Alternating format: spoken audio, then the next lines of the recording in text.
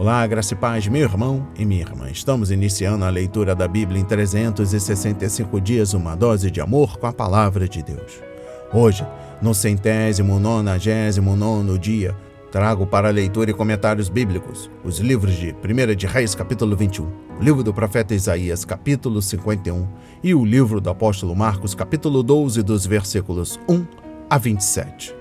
A minha recomendação para a sua vida é que tenha em mãos bloco de anotação, caneta ou lápis. A Bíblia é tão importante quanto a sua leitura diariamente nos aproxima de Deus, fortalecendo assim a nossa fé e esperança. Enquanto você pega o nosso kit de fé, o seu bloco de anotação, por favor, preste atenção nesta mensagem. Todos nós temos a necessidade de estarmos em comunhão com Deus diariamente. Comunhão esta através da leitura da Bíblia. A Bíblia está cheia de promessas. Precisamos acreditar na palavra de Deus. Alimente a sua fé quando tudo vier contra. A sua palavra tem muito mais força do que as coisas contrárias. Estamos vivendo um tempo em que devemos abrir os olhos. O inimigo da cruz não está aqui para roubar o seu carro, sua casa, seu apartamento, celular, relógio, sua roupa. Ele vem para roubar a semente agora. Esta semente, a semente é a palavra de Deus, a sua fé e os propósitos que Deus tem para você. Precisamos usar todos os recursos que Deus tem nos dado, incentivar a leitura da Bíblia na nossa comunidade, no nosso lar.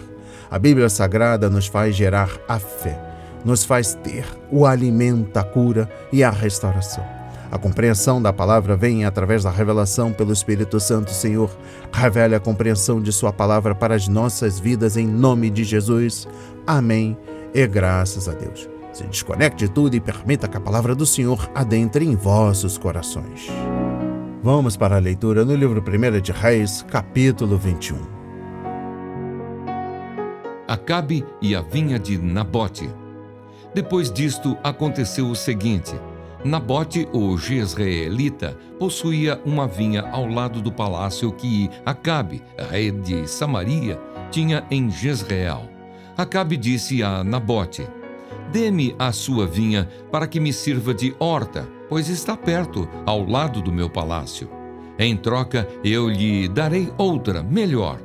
Ou, se for do seu agrado, darei em dinheiro o que ela vale. Porém, Nabote disse a Acabe: que o Senhor Deus me livre de lhe dar a herança de meus pais. Então Acabe voltou para casa aborrecido e indignado com o que Nabote, o jezreelita, lhe havia falado, quando disse: não lhe darei a herança de meus pais. E se deitou na cama, voltou o rosto para a parede e não quis comer. Porém Jezabel, a esposa, foi falar com ele e perguntou: que é isso que você tem? Por que está assim aborrecido e não quer comer nada? Acabe respondeu: é porque falei com Nabote, o jezreelita, e lhe disse: dê-me a sua vinha por dinheiro, ou, se preferir, lhe darei outra em troca. Porém, ele disse: não lhe darei a minha vinha. Então Jezabel, sua esposa, lhe disse: você está governando Israel ou não? Levante-se, venha comer e alegre o seu coração. Eu lhe darei a vinha de Nabote, o jezreelita. Jezabel ordena a morte de Nabote. Então Jezabel escreveu cartas em nome de Acabe, selou-as com o sinete dele e as enviou aos anciãos e aos nobres que moravam com Nabote na cidade dele. E nas cartas ela escreveu o seguinte: anunciem um dia de jejum e tragam Nabote para a frente do povo. Ponham sentados na frente dele 2 homens malignos, que testemunhem contra ele, dizendo: você blasfemou contra Deus e contra o rei. Depois levem-no para fora e o apedrejem, para que morra. Os homens daquela cidade, os anciãos e os nobres que moravam com Nabote, fizeram o que Jezabel lhes ordenou, segundo estava escrito nas cartas que lhes havia mandado. Anunciaram um dia de jejum e deram a Nabote um lugar de destaque na frente do povo. Então vieram 2 homens malignos, sentaram-se na frente dele e testemunharam contra ele, contra Nabote, diante do povo, dizendo: Nabote blasfemou contra Deus e contra o rei. E o levaram para fora da cidade e o apedrejaram. E ele morreu. Então mandaram dizer a Jezabel: Nabote foi apedrejado e morreu. Quando Jezabel ouviu que Nabote tinha sido apedrejado e estava morto, disse a Acabe: Levante-se e tome posse da vinha que Nabote, o jezreelita, não quis dar a você por dinheiro, porque Nabote não está mais vivo, morreu. Quando Acabe ouviu que Nabote estava morto, levantou-se para ir até a vinha de Nabote, o jezreelita, para tomar posse dela. Elias ameaça Acabe e Jezabel. Então a palavra do Senhor veio a Elias, o tesbita, dizendo: Levante-se, vá encontrar-se com Acabe, rei de Israel, que mora em Samaria.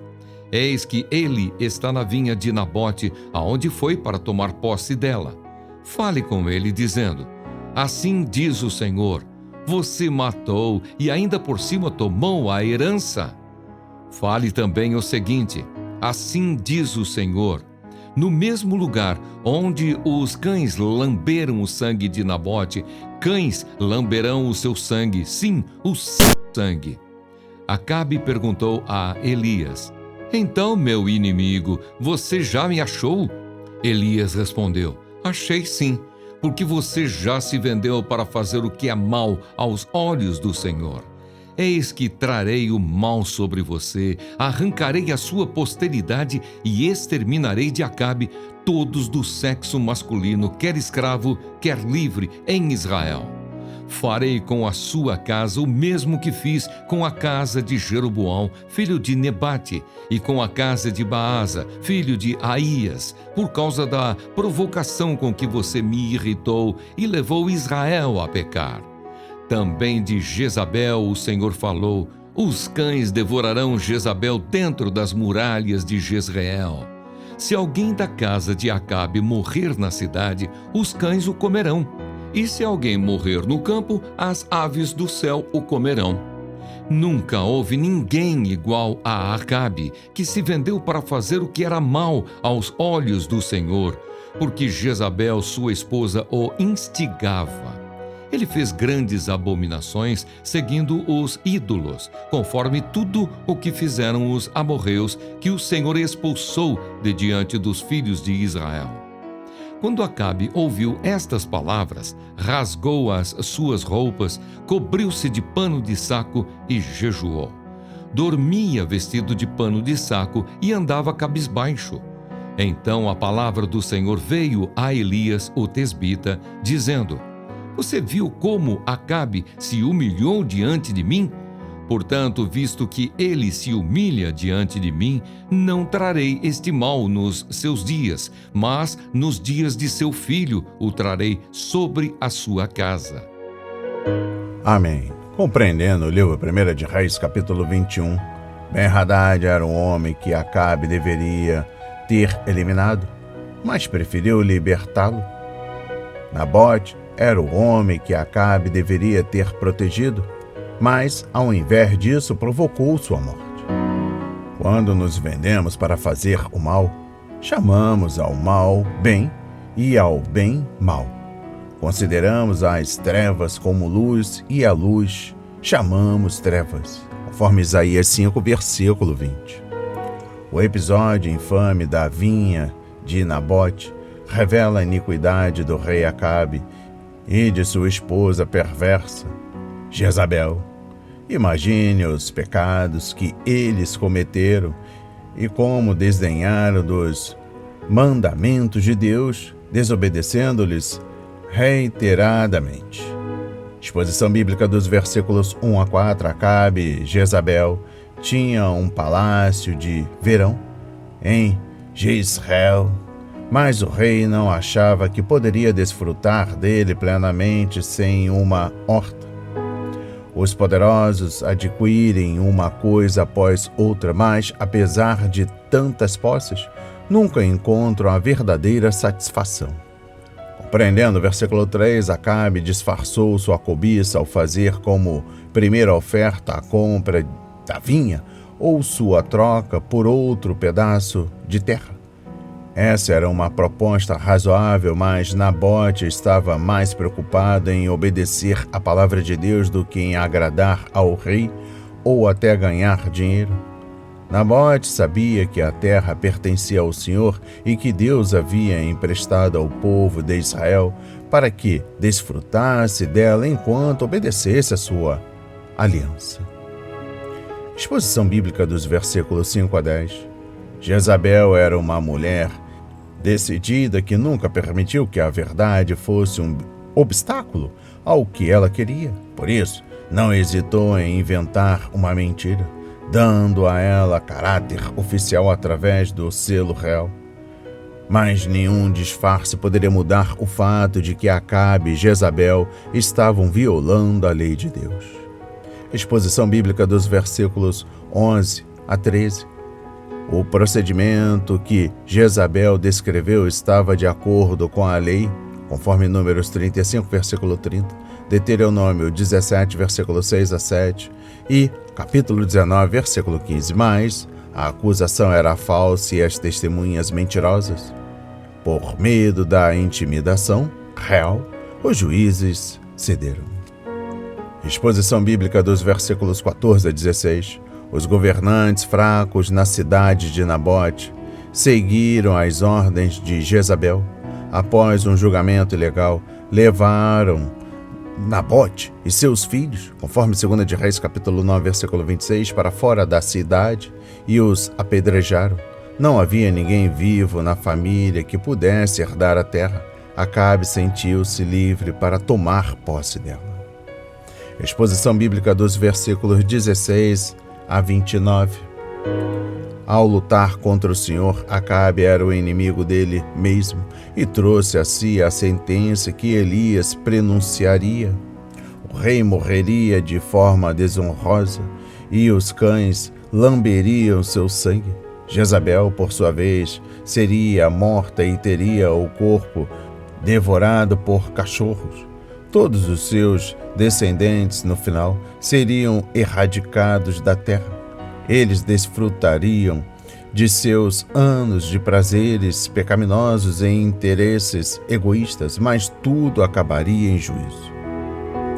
E eu encerro a compreensão do livro 1 de Reis, capítulo 21. Trago a exposição bíblica dos versículos 27 a 29. Acabe realmente se arrependeu. Os eventos posteriores provaram que o arrependimento de Acabe durou pouco, mas o Senhor, pelo menos, deu-lhe mais uma oportunidade de abandonar o pecado e obedecer à sua palavra. De quantas provas mais Acabe precisava?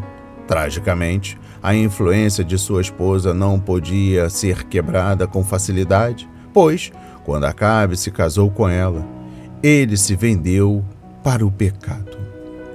Vamos para a leitura no livro do profeta Isaías, capítulo 51. Palavra de conforto para Sião. Escutem, vocês que procuram a justiça, vocês que buscam o Senhor. Olhem para a rocha da qual vocês foram cortados e para a pedreira de onde foram tirados. Olhem para Abraão, seu pai, e para Sara, que os deu à luz. Porque Abraão era um só, quando eu o chamei, o abençoei e o multipliquei.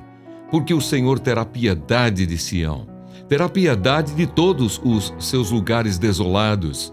Fará o seu deserto como o Éden e os seus lugares áridos como o jardim do Senhor. Ali haverá júbilo e alegria, ações de graças e som de música. Preste atenção, meu povo, e escute, minha nação. Porque de mim sairá a lei e estabelecerei o meu direito como luz dos povos.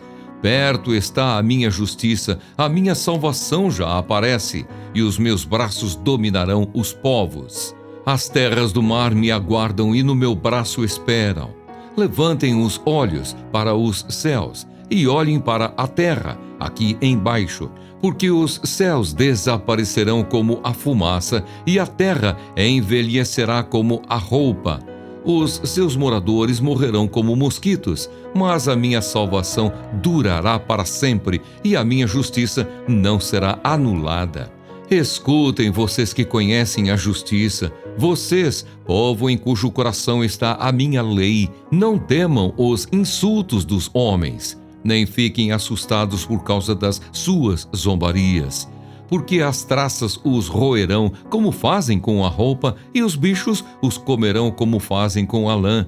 Mas a minha justiça durará para sempre, e a minha salvação de geração em geração. Desperta, desperta, braço do Senhor, e arma-te de força. Desperta como nos dias passados, como nas gerações antigas. Não és tu aquele que cortou Raabe em pedaços e feriu o monstro marinho? Não és tu aquele que secou o mar, as águas do grande abismo? Não abriste um caminho no fundo do mar para que passassem os remidos? Os resgatados do Senhor voltarão e entrarão em Sião com cânticos de júbilo. A alegria eterna coroará a sua cabeça. Ficarão tomados de júbilo e alegria, e deles fugirão a tristeza e o gemido. Eu sou aquele que os consola. Quem então é você para que tenha medo do homem que é mortal, ou do filho do homem que não passa de erva? Porque você se esquece do Senhor que o criou, que estendeu os céus e fundou a terra, e todo o dia, sem cessar, teme a fúria do opressor que se prepara para destruir? Onde está a fúria do opressor? O exilado cativo depressa será libertado, lá não morrerá, lá não descerá à sepultura, o seu pão não lhe faltará. Pois eu sou o Senhor, seu Deus, que agito o mar, de modo que bramem as suas ondas. O meu nome é Senhor dos Exércitos. Confio a você as minhas palavras e o protejo com a sombra da minha mão, para que eu estenda os céus, firme a terra e diga a Sião: você é o meu povo. Acorde, acorde e levante-se, ó Jerusalém, você que bebeu da mão do Senhor o cálice da sua ira, você que esgotou o cálice de atordoamento. De todos os filhos que ela teve, nenhum a guiou. De todos os filhos que criou, nenhum a tomou pela mão. Estas duas coisas lhe sobrevieram, mas quem teve compaixão de você? Houve destruição e ruína, fome e espada, mas quem veio consolar você? Os seus filhos desmaiaram, jazem nas esquinas de todas as ruas, como o antílope na rede.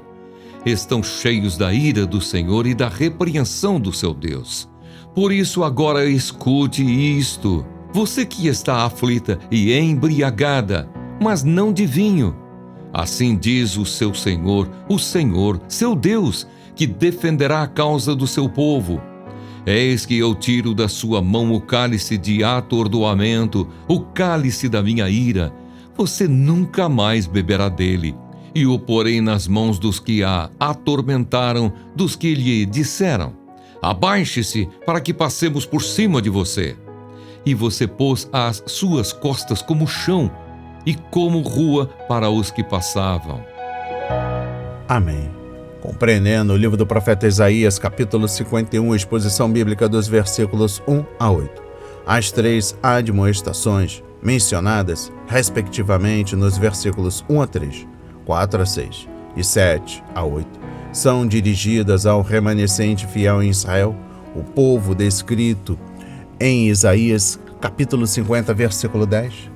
Na primeira admoestação, o Senhor ordenou que os fiéis olhassem para trás e se lembrassem de Abraão e de Sara, os progenitores da nação judaica, conforme Gênesis 12 a 25. Deus os chamou sozinhos, mas foi desses dois idosos que veio uma nação tão numerosa quanto o pó da terra e as estrelas do céu. Conforme Gênesis 13, versículo 16 e capítulo 15, versículo 5. O remanescente que estava deixando a Babilônia era pequeno e fraco, mas Deus era capaz de fazê-lo aumentar até se tornar uma nação poderosa e também de transformar sua terra devastada em um paraíso. Exposição bíblica dos versículos 4 a 6. Na segunda admoestação, Deus ordenou que eles olhassem para a frente e percebessem que a justiça viria ao mundo e que o povo seria justificado pelo Senhor.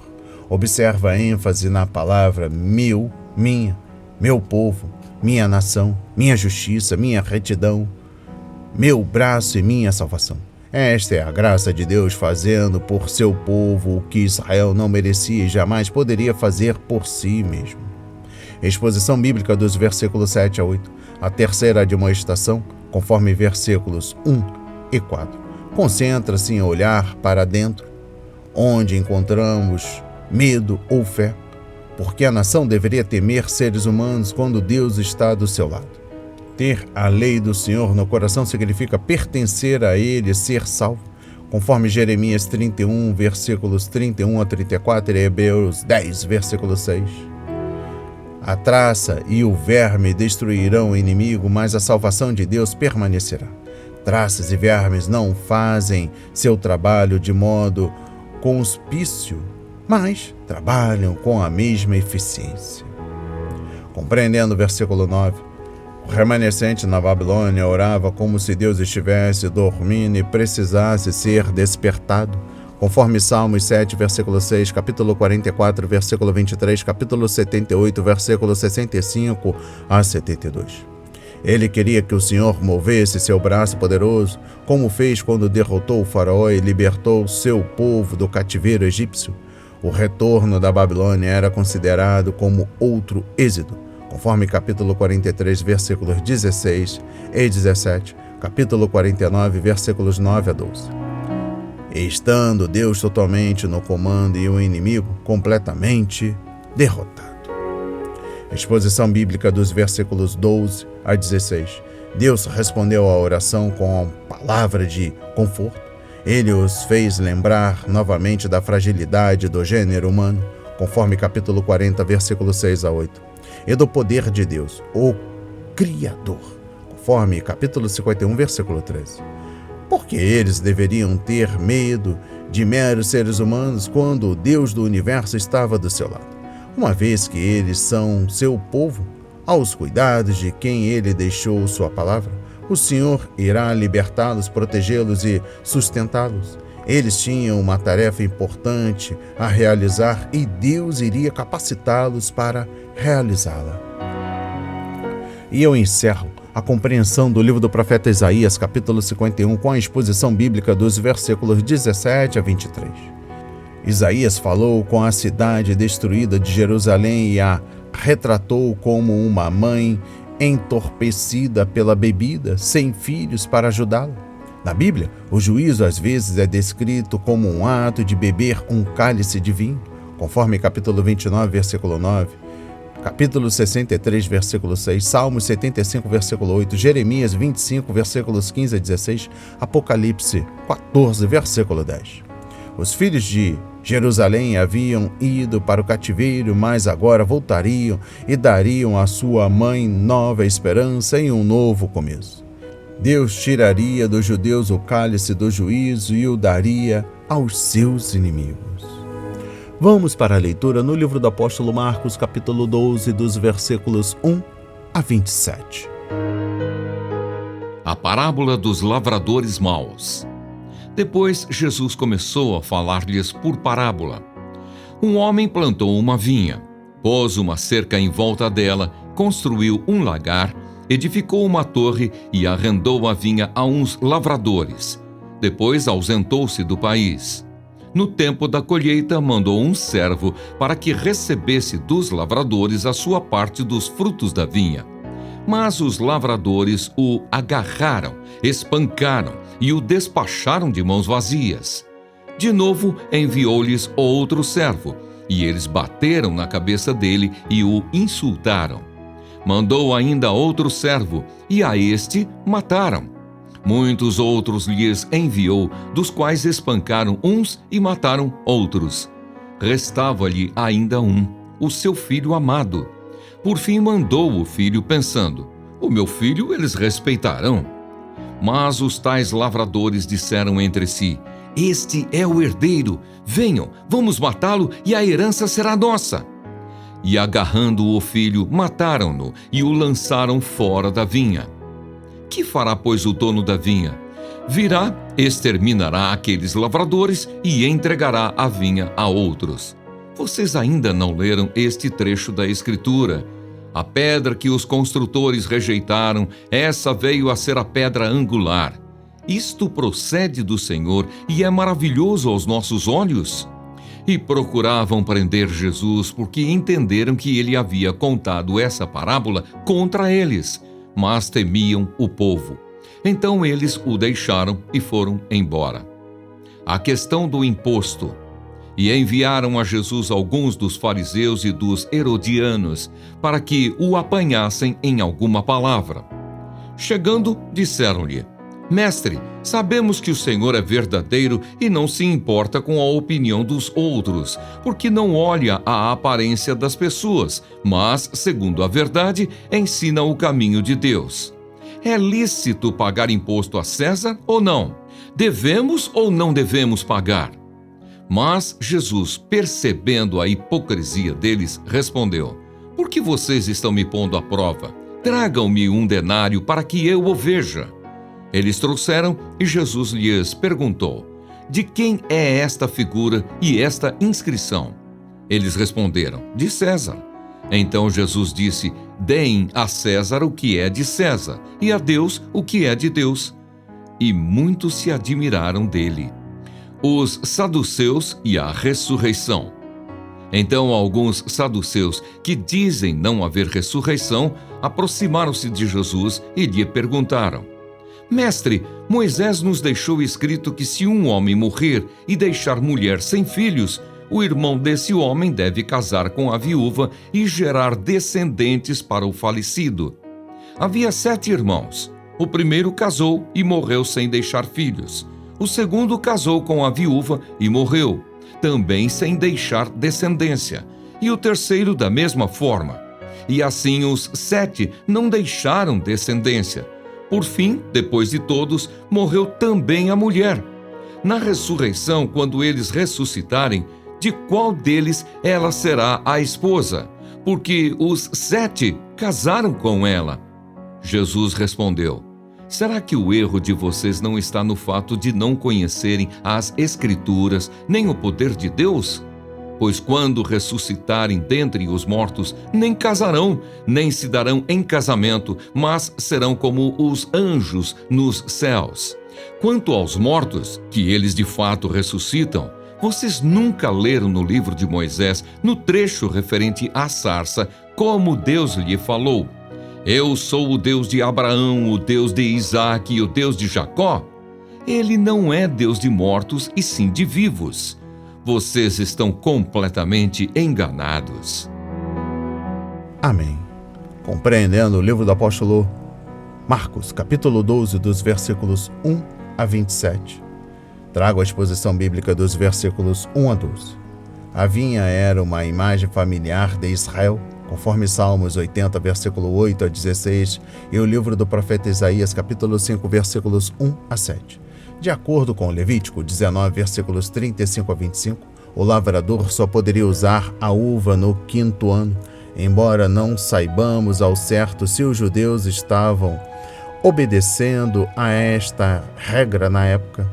Com o intuito de manter seus direitos legais sobre a propriedade, o dono tinha de receber fruto dos lavradores, mesmo que fosse apenas parte da hortaliças que cresciam entre as fileiras de árvores e de videiras. Isso explica por que os lavradores se recusavam a dar alguma coisa ao proprietário. Eles queriam reivindicar a vinha para si mesmos. Isso também explica por que o proprietário continuava a enviar servos até eles. Era simplesmente uma questão de autoridade e de afirmação de sua posse sobre a terra. Exposição bíblica dos versículos 2 a 5. Se estes versículos compreendem os 3 anos em que o fruto não foi usado, então foi no 4º ano que o Filho amado foi enviado. Este é o ano em que o fruto era dedicado ao Senhor, conforme Levítico 19, versículo 24. E ele faz com que o envio do Filho seja ainda mais significativo. Se pudesse se livrar do herdeiro, os lavradores teriam um direito, claro, à propriedade. Por isso eles o expulsavam, conforme Hebreus 13, versículos 12 a 13, e o mataram. Eles queriam preservar a própria posição e estavam dispostos até a matar para realizar seus propósitos malignos, conforme João 11, versículos 47 a 53. Exposição bíblica dos versículos 10 a 11. A pedra era um símbolo conhecido, usado em referência ao Messias, conforme Êxodo 17, versículo 6, Daniel 2, versículo 34, Zacarias 4, versículo 7, Romanos 9, versículos 32 e 33, 1 de Coríntios, capítulo 10, versículo 4 e 1 de Pedro, capítulo 2, versículos 6 e 8. O servo juiz anunciou um veredicto duplo. Eles não só rejeitaram o filho, mas também rejeitaram a pedra. Por isso, só poderiam haver uma consequência: o juízo, conforme Mateus 22, versículos 1 a 14. Exposição bíblica dos versículos 3 a 17. A aliança temporária entre esses dois grupos inimigos, os fariseus e os defensores de Herodes, era uma armadilha sutil, pois, independentemente de como Jesus respondesse à pergunta deles, ele ficaria em uma situação delicada com Roma e com Herodes. Mas Jesus mudou o rumo da discussão, passando de política para princípios, e fez os hipócritas caírem na própria armadilha. Poderíamos dizer que a resposta de Nosso Senhor foi algo assim: a imagem de César está na moeda dele, por isso elas devem ser cunhadas com sua autoridade. O fato de vocês terem e usarem essas moedas mostra que, para vocês, elas valem alguma coisa. Portanto, vocês já estão aceitando a autoridade de César. Do contrário, não usariam o dinheiro dele. Mas não esqueçam de que vocês foram criados à imagem de Deus e, consequentemente, devem viver sob a autoridade de Deus também. E eu encerro a leitura da Bíblia em 365 dias e também da compreensão do livro Apóstolo Marcos, capítulo 12, dos versículos 1 a 27, com a exposição bíblica dos versículos 18 a 27. Esta é a única passagem do livro de Marcos em que os saduceus são mencionados. Esse grupo aceitava somente a lei de Moisés como autoridade religiosa. Por isso, se uma doutrina não pudesse ser defendida com os 5 primeiros livros do Antigo Testamento, eles não podiam aceitá-la. Os saduceus não criam na existência da alma, na vida após a morte, na ressurreição e no juízo final. Tampouco admitiam a existência de anjos ou demônios, conforme Atos 23, versículo 8. Saduceus eram, em sua maioria, sacerdotes e ricos. Eles se consideravam os aristocratas religiosos do judaísmo e, muitas vezes, desprezavam as demais pessoas. As palavras de hoje foram semeadas para as nossas vidas, para a honra e a glória do Senhor. Receba este alimento diário, não hesite, compartilhe. Deus está interessado na minha e na sua dor. Que Deus nos abençoe.